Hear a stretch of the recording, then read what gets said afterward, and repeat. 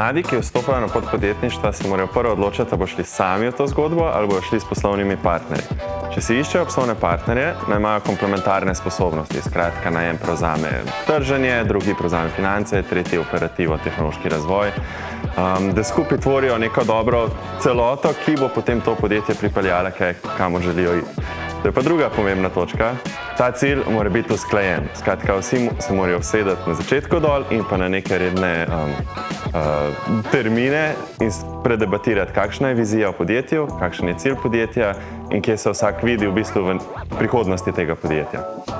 In pa v bistvu jaz bi sam dodal še to, da nič ne sme biti na začetku samoumevno. Se pravi, mlade ekipe velikokrat se dobijo, sklepajo, da so neki dogovorjeni ali pa da se bodo dogovorili kasneje in jih vedno lahko to potem pride za njimi in jih ugrizne. V bistvu od samega začetka se je treba zmeniti, se je treba dogovoriti zadeve jasno in pri nama je ravno to delovalo, da smo od samega začetka rekla, partnerja sva, ne bova si štela ur, vložkov, ne vem, ti si pa 4 ure več delal to, ti si pa 200 evrov zapravil za uno, ampak sva rekla, da oba vlagava v to 50-50, sva partnerja in zaradi tega tudi funkcionira. To je to.